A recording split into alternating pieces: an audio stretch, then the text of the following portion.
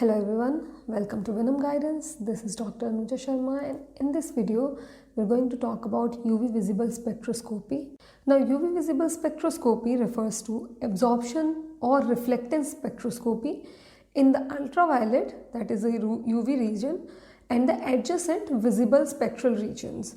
So it basically absorbs or reflects light in the ultraviolet and visible region of the electromagnetic spectrum. Now when we talk about the visible and the adjacent regions, it means that it uses light in these regions. Now the absorption or reflectance in the visible range, it is directly going to affect the perceived color of any chemical which is involved. So your sample basically consists of colored chemicals.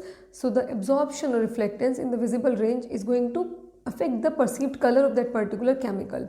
See, when the white light it passes through or is reflected by a colored substance, there is a certain portion of the mixed wavelength that is absorbed by this particular chemical. Now the remaining light, apart from the one that is absorbed, it is then going to assume the complementary color to the wavelength.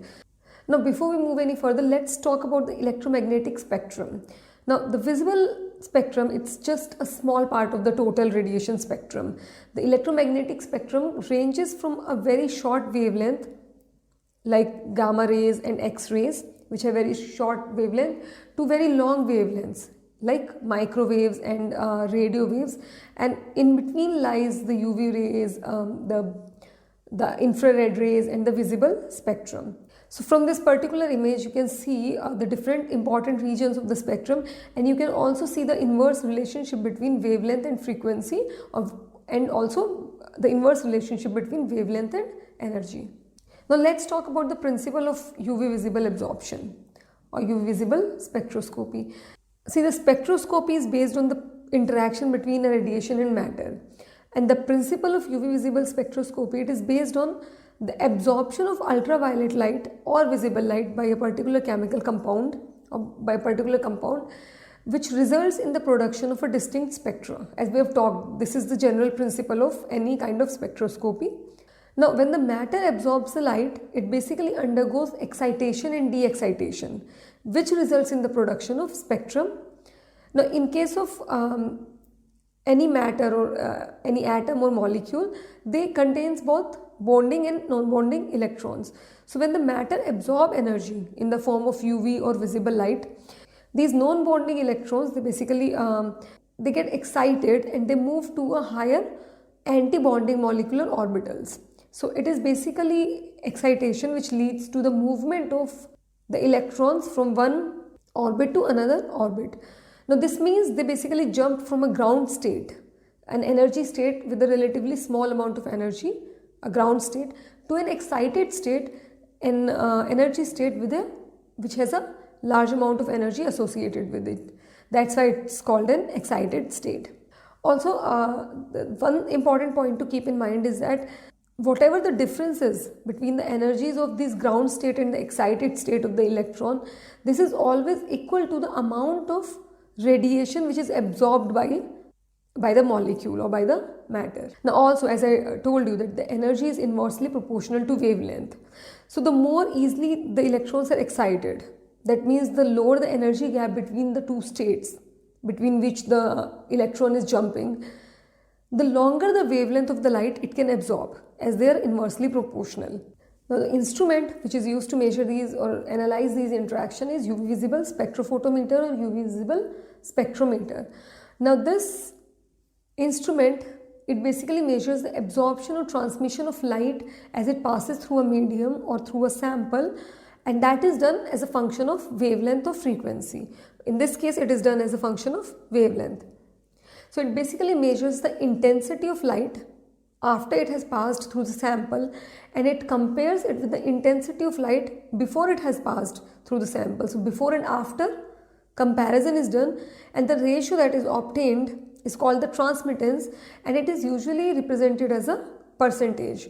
So the as we discussed in the last video, the absorption is actually measured by how much energy is transmitted, not by how much is absorbed. So the ratio is of the transmittance and not of the absorbance. Now let's talk about the different components or different parts of a spectrophotometer. So for any kind of spectroscopy, you require a light source or an energy source. So in this case also you require a light source. Now in case of UV visible spectrophotometer, there are two major types of light source that can be used. First is tungsten filament lamps and the other one is hydrogen deuterium lamps. Now tungsten filament lamps, they are very rich in red radiations. So they cover a range of wavelength from around 300 to 2500 nanometer. While the deuterium arc lamps, they are actually more prominent in the UV region between 190 to 400 nanometer. So the intensity of hydrogen deuterium lamps or deuterium arc lamps, it falls below 375 nanometer, specifically between 190 to 400 nanometer. Now besides these two kind of lamps, xenon arc lamps can also be used, which are continuous between 160 to 2000 nanometer of wavelength, and apart from this, LED or light emitting diodes can also be used for visible wavelengths. Now once you've got your light source, the next important part is monochromator. Now the light which is emitted by the primary light source, which is either a tungsten filament lamp or a deuterium arc lamp, then it passes through a monochromator. Now this monochromator, it is composed of prisms and slits. Now the radiation emitted from the primary source, it is basically dispersed with the help of these prisms, and these prisms are basically rotating, so the light from the primary source is dispersed when it hits the prisms. Now as this light is dispersed, the various wavelengths of the light source, which are separated by these prisms, it is then selected by the slits. So selected light is going to pass through the sample. Now since the prisms are rotating, this rotation basically results in the series of continuously increasing wavelengths. So when the light of different wavelength they passes through the slits, they actually going to pass in the increasing order of their wavelength. Now the beam generally selected by the slit is monochromatic, but since most of the spectrophotometer are double beam spectrophotometer, so that you can use a reference and a sample at the same time, the beam is further divided into two beams with the help of another prism. So there are rotating prisms which are going to disperse the light. Now the dispersed light in the increasing order of wavelength is going to pass through the slits. The slits are going to select the light which is monochromatic. Then this light is, the selected light is going to pass through another prism which is going to divide it into two beams, so that the two beams can pass through a reference and a sample. In case of double beam spectrophotometer, if it's a single beam spectrophotometer, no second prism is required for the division of these beams. Now these two divided beams, one of the divided beam is going to pass through the sample solution and the second beam is going to pass through the reference solutions. Now both the sample and the reference solution, they're contained in cells or cuvettes. Okay. These cuvettes or cells, they're made of either silica and quartz. Now glass cannot be used for the cells, and glass itself also absorb light in the UV region. So silica or quartz are used for these cuvettes or cells. Now in case of double beam spectrophotometer, there is two different beams are there which are going to pass through the sample and the reference as well.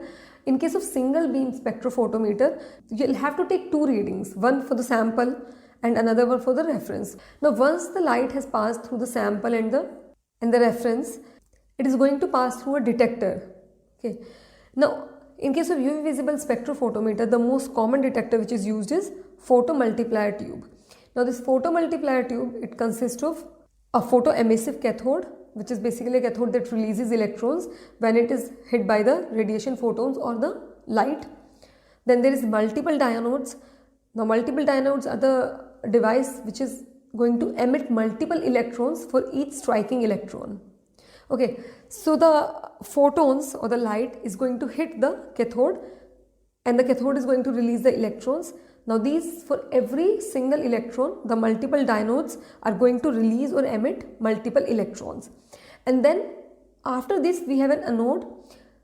The large number of electrons, they reach the anode, and this anode basically it results in the sharp current pulse that is easily detectable.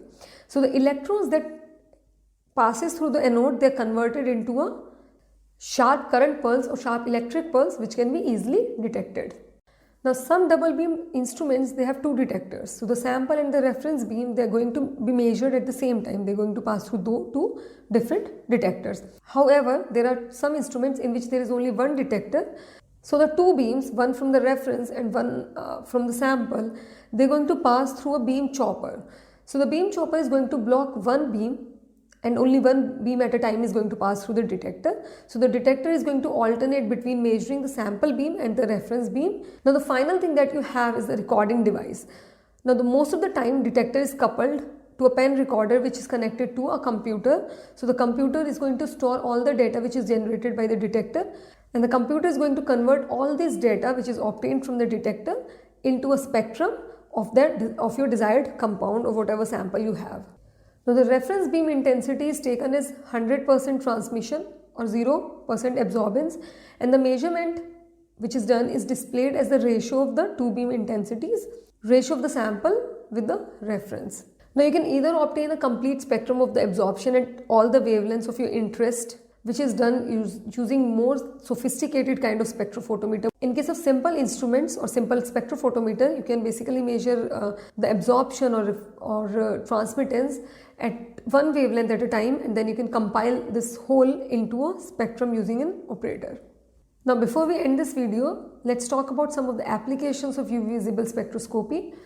The UV visible spectroscopy can be used for the quantitative determination of different analytes such as transition metal ions, conjugated organic compounds, biological macromolecules like proteins and enzymes. The UV visible spectroscopy can also be used for the detection of impurities, like you can determine the impurities in organic molecules. So when you measure a spectra, you're going to see additional peaks which are due to the impurities in the sample, and it can be compared with that of the standard raw material or standard sample. Also, you can also measure the absorbance at a specific wavelength, and then also you can detect the impurities present in any organic molecule or compound.